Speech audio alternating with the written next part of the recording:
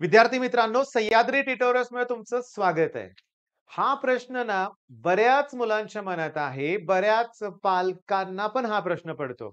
छोटंसं उदाहरण देतो, की माझ्या मुलाला जर 4थीला स्कॉलरशिप मिळालेली आहे, माझ्या मुलाला 8वीला स्कॉलरशिप मिळालेली आहे. त्याला नॅशनल टॅलेंट सर्च, एन-टी-एस सारखी टफ एक्झाम त्यानं क्रॅक केलेली आहे. मग माझ्या मुलाला जे का जमत नाही? असा प्रश्न ना खूप पालकांच्या मनात असतो. मी तुम्हाला सांगू का माझा मुलगा जे-ईत कमी पडतोय? हां, तो आत्तापर्यंत कुठलीही कॉम्पिटिटिव्ह एक्झाम असू दे, म्हणजे 4थी, 8वी, 5वी आता 5वीला स्कॉलरशिप असते.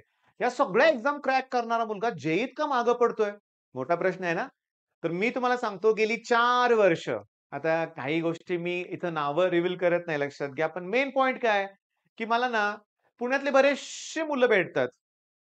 की जे आता सी-ओ-ई-पीमध्ये आहेत, की ज्यांनी 11th-12th मध्ये ओके, जे-ई-साठी अकॅडमी जॉइन केली होती. जी मुलं ऑलरेडी एक्स्ट्राऑर्डिनरी होती, पण त्यांना नाही जमलं जे-ई-ई. नाही जमलं.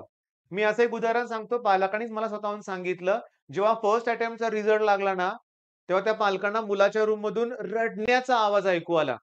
ओके. तेव्हा त्यांच्या लक्षात आलं, की तो रडतोय आपला मुलगा तणावात आहे. कारण फर्स्ट अटेम्प्टचा रिझल्ट म्हणावा असा लागलेलाच नाहीये. मग मग अशा वेळेस जेव्हा पालकांचा सपोर्ट स्टुडंटना मिळतो, योग्य डिसिजन घेतलं जातंय. मी तुमच्यावर कुठलीही गोष्ट लादत नाही बाळांनो. मी झालेल्या गोष्टी तुम्हाला सांगतोय. योग्य डिसिजन काय? मी एका अगोदरच्या व्हिडिओत बोललोय. इव्हन हा व्हिडिओ तयार करायच्या अगोदर पण एक मला पालक भेटले. त्यांच्या मुलाला सुद्धा जे-ई-ई फर्स्ट अटेम्प्टमध्ये 90 प्लस पर्सेंटाइल आहे. ओके. पण ते काय म्हणतायत, की आम्हाला आता सी-ई-टीवरच फोकस करायचंय. आमचं फिक्स आहे. कारण आता निदान ह्या उरलेल्या 1-1.5 महिन्यात 45 दिवसात जर आम्ही सी वरती फोकस केला, तिथं ताकद वापरली सगळी, तर अगदी 100 पर्सेंटाइल सुद्धा स्कोर तुम्हाला मिळू शकतो. पण एक मुद्द्यावर डिस्कशन करायचं राहूनच गेलं. का आपली मुलं जे-ईत मागे पडतात? हो, फाउंडेशन कोर्स केला नाही ना 8वी, 9वी, 10वीत म्हणून मागे पडतात. हे पण पालकांच्या मनावर बिंबवण्यात यश मिळालेलं आहे कोचिंग इंडस्ट्रीला. की फाउंडेशनचा कोर्स करा, तरच तुमचा मुलगा नीट क्रॅक करू शकतो. तरच तो आय-आय-टीमध्ये जाऊ शकतो. ही शुद्ध फसवणूक आहे. फाउंडेशनच्या कोर्सेसमध्ये बघितलंय. माझी एक स्टुडंट आहे 9th स्टँडर्डमध्ये आहे, आता 10th मध्ये जाईल. लास्ट इयर तिनं अगदी कळकळून मला रिक्वेस्ट केली, की "सर प्लीज आमच्या पप्पांना सांगा, नको आहे तुम्हाला फाउंडेशनचा कोर्स." कारण 8, 9, 10 चा सिलेबस वेगळा, फाउंडेशनच्या कोर्समध्ये वेगळं शिकवलं जातं. हां, काही ठराविक मुलं असतात रे, त्यांना सगळं जमतं, पण सगळ्यांना जमत नाही. काही लोकांना जमतं म्हणून इतरांच्यावर लादलं जातं. मी तुम्हाला सांगू का, ह्यात वर्ग आहेत बरं का. आता मी प्लीज कुणी राग मानून घेऊ नका. पण ना मी ऑब्झर्व्ह केलंय, की प्राथमिक शिक्षक हा एक वेगळाच वर्ग आहे बरं का, लक्षात घ्या. काय होतं त्यांचे ग्रुप असतात. ओके, म्हणजे प्राथमिक शिक्षक सगळे एकमेकांशी कनेक्टेड असतात बरं का. आणि यांच्या ग्रुपमध्ये कुणाचा तरी एकाचा मुलगा आय-आय-टीला सिलेक्ट होतो. काँग्रॅच्युलेशन्स अशा मुलाचं लक्षात घ्या. पण तो एक मुलगा बाकीच्या सगळ्या मुलांची ना म्हणजे डिस डिस सगळ्या मुलांना डिस्टर्ब करून जाणार होतं. माझ्या तोंडातून आता सातारी भाषा येणार होती. जाऊ दे म्हटलं. बाकी सगळ्यांची तो मी म्हणणार होतो पण जाऊ दे. मेन पॉइंट काय आहे? इथं हसण्याची गोष्ट नाहीये. पण इतर मुलांच्यावर ते लादलं जातंय. माझ्या मित्राचा मुलगा अमेरिकेत गेला, इकडे गेला, तो असं करतोय, त्याला एवढं पॅकेज आहे. पहिला आपल्या मुलांशी बोलून तर घ्या ना. नाही घेतलं जात. हां, आता प्राथमिक शिक्षकच नाहीये. असे ठराविक वर्ग भरपूर आहेत लक्षात घ्या. मेन पॉइंट काय होतोय मग? ह्याचे फाउंडेशन, हे आय-आय-टी, जे ह्याची तयारी 5वी-6वी पासून व्हायला पाहिजे. हां, 8वी ना एक्सपान्शनचे फॉर्म्युले आहेत. ए प्लस बी ब्रॅकेट स्क्वेअर आहे, ए मायनस बी ब्रॅकेट स्क्वेअर आहे, ए क्यूब प्लस बी क्यूब आहे. ते सगळं ट्रिग्नोमेट्रीला लागतंय ना. नाही मुलांना आठवत पाठीमागचं काय. ते फक्त ना मार्कांच्या मागे पळतायत. हां, मग युनिट टेस्ट आली की कर पाठांतर, सेमेस्टर आले की मार रट्टा लक्षात घ्या. सगळं करून मराठी, इंग्लिश, गणित अरे बीजगणित मी फायनान्शियल प्लॅनिंगचे न्यूमेरिकल्स पाठ करणारी मुलं बघितलेत. सर्रा व्हॅल्यू चेंज करून दिली गडबडून जातात. इथं आपलं चुकतंय. मग बदल खालच्या लेव्हलपासून व्हायला पाहिजे, तो होत नाही आणि 11th-12th मध्ये ना आणि सांगतो ना, ही मुलं आपली हुशार आहेत, खूप हुशार आहेत. मग उगाच का सी गेलीत, उगाच का 99 पर्सेंटाइल मार्क पाडतात सी-ई-टीकडे येऊन. पण काय होतंय, की जे-ई-ईच्या लेव्हलला एक वेगळ्या पद्धतीने अभ्यास केला पाहिजे. तुम्हाला बेसिक सगळं आलं पाहिजे आणि क्वेशन्स ना टफ येतायत. तिथे थिंकिंग पाहिजे. ते थिंकिंगच केलं जात नाहीये ना. आलं का लक्षात? मग आता मुद्दा काय आहे, की या स्टेजला आम्ही काय करू? हां, मी तुम्हाला सांगतो. माझ्या अनुभवातून सांगतो 4-5 वर्षातल्या या, की सी-ई-टीकडे शिफ्ट झाल्यावर काहीही तो चुकीचा निर्णय नाहीये. काही नाहीये. लास्ट इयर सुद्धा अगदी जेईला 90 प्लस पर्सेंटाइल असणारी मुलं पुन्हा सीईटीत 99च्या पुढे आरामात गेलेली आहेत. आरामात नाही बरं का, कष्ट घेऊन. कष्ट घेऊनच. मग आता मी तुम्हाला सांगू का, पालकांना एक रिक्वेस्ट आहे. हां, बरोबर आहे तुम्ही 4-5 लाख, 7-8 काही-काहींनी 10-12 लाख रुपये खर्च केलेत. याच्या कोचिंगसाठी हेच करून टाकतो. समजून घ्या बरं का. ओके. जे-डबल-ईच्या कोचिंगसाठी तुमचे लाखो रुपये गेलेत मी मान्य करतोय. पण तुमच्या मुलाला एक चान्स द्या. ओके. मी तुम्हाला सांगू का, मी अगदी सांगतो बरं का, की हा जो प्लॅटफॉर्म आहे YouTube, ह्याच्यावर मी एकटा नाहीये. ऑनलाईन कोर्सेस लॉन्च झालेले आहेत.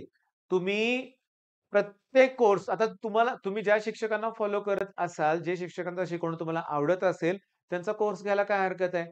माझे स्वतःचे कोचिंग क्लासेस आहेत. ओके. पण 2 वर्षापूर्वी माझा मुलगा जेव्हा 12th मध्ये होता, तेव्हा आम्ही MSA मॅट्रिक्स सायन्स अकॅडमीचा निशांत सरांचा, अलगेज सरांचा कोर्स घेतला होता. कारण 3 ते 4,000 त्याची किंमत होती. ओके. किती कमी किंमत आहे, किती कमी. ऑफलाईनला किती भरली? लाख 2 लाख भरले. मग 3,000 नथिंग आहे. पण जे त्यात दिलं जातं ते ग्रेट आहे लक्षात घ्या. म्हणजे मी कोर्स लॉन्च केलाय. आता काही नाव नाव नाही मी कोणाचं घेणार, पण बरेचसे कोर्सेस लॉन्च झालेले आहेत. मग तुम्ही घेऊ शकताय. प्रॉब्लेम काय आहे? मॉक टेस्ट घ्या. मॉक टेस्ट फ्री देणारे पण आहेत, पेड पण मॉक टेस्ट असणार आहेत. द्या मॉक टेस्ट ना. म्हणजे मला मुद्दा काय म्हणायचा आहे, की लास्ट स्टेजला एम-एच-टी, सी-ई-टीसाठी प्रॉपर मार्गदर्शन घ्या. चांगला अभ्यास करा. आता तुम्हाला जर कुठं कमी पडत आहे असं वाटत असेल आणि सगळ्यात महत्त्वाचं बरं का, मनानं स्ट्रॉंग व्हा. 40-25 दिवस खूप आहेत. पुढचे 3-4 दिवस पण मी तुम्हाला व्हिडिओ लेक्चर्स प्रोव्हाईड करत राहणार आहे. ओके. तुम्हाला जर माझं शिकवणं आवडलं, माझी स्ट्रॅटेजी जर आवडली, काय माझी स्ट्रॅटेजी? Mock taste. सगळ्यात महत्त्वाचं डेली टार्गेट दिलं जाईल सकाळी तुम्हाला. आपल्या कोर्समध्ये सगळे व्हिडिओ अपलोडेड आहेत. तुम्ही ते व्हिडिओ बघून तुमच्या वेळेनुसार तुम्ही ते सगळ्या गोष्टी पी सॉल्व्ह त्याची व्हिडिओ लेक्चर बघू शकताय. आणि मॉक टेस्ट मात्र आपल्या इथं अल्टरनेट डेला असणार आहेत. बघू तुमचा सीएसचा पेपर होऊ दे. त्यानंतर मॉक टेस्ट 1-2 दिवसात स्टार्ट करणार आहे आपण. पहिलीच मॉक टेस्ट असणार आहे फिजिक्सची फुल लेंथ पोर्शन. 11वी-12वी सगळं.